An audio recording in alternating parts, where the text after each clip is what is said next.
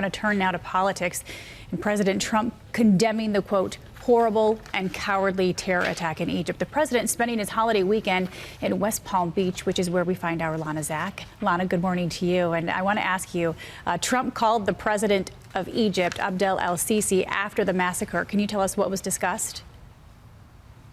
Good morning, Paula and Dan. Great to be with you as well. You know, the president offered his condolences following that horrific attack, and he promised that the United States would stand together with Egypt in the face of terrorism. Meanwhile, the president now appears to be in a Twitter war with Time magazine. What's going on there, Lana? The president said that he was basically offered Time's Person of the Year, saying that he would have to consent to a photo shoot and an interview. That he was, though, probably going to get it. But the president tweeted out, "I said probably is no good and took a pass. Thanks anyway." Time magazine is firing back that that's not how it happens. They wrote, "The president is incorrect about how we choose Person of the Year.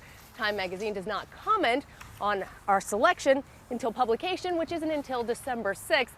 And you'll remember, Dan and Paula, that just a little bit ago, the president sort of got called out for having a fake Time magazine cover hanging up on display in many of his clubs, including right here at Mar-a-Lago.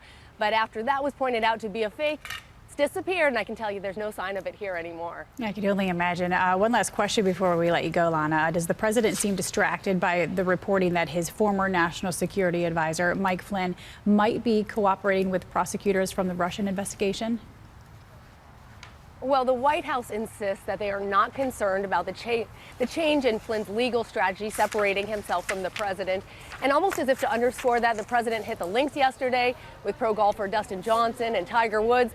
So seeming to indicate that they feel like they are still in the right and not at all concerned about the Mueller special counsel investigation. Dan, Paula. Lana Zak reporting in from Florida this morning. Lana, thank you. Let's bring in ABC News political analyst Kristen Soltis Anderson, who's in Washington. Kristen, let's talk about this news about Michael Flynn. It came out a day or so ago that he is no longer, his legal team is no longer in communication with the Trump legal team over the Russia investigation. A lot of people are reading this as a sign that he may be cooperating with Bob Mueller. How worried should the president be about this, in your view?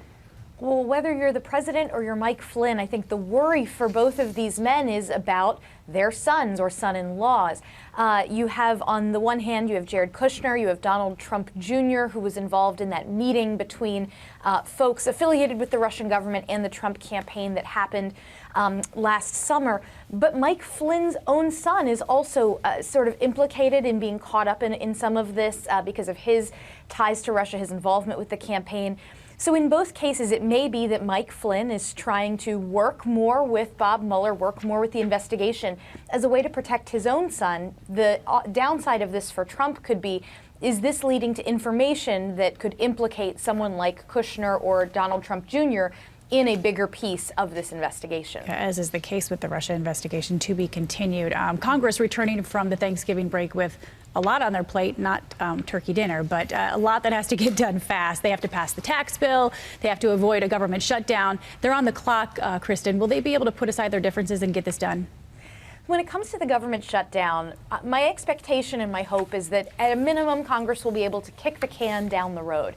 That I think by December 8th, they have to come up with at least some kind of a short-term fix to government funding.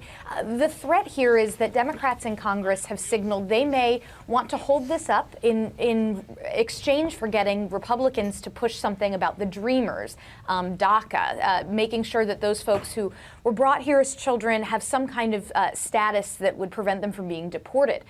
So the question is, do Republicans give on that, or do they come up with something that just focuses on solving the budget issue?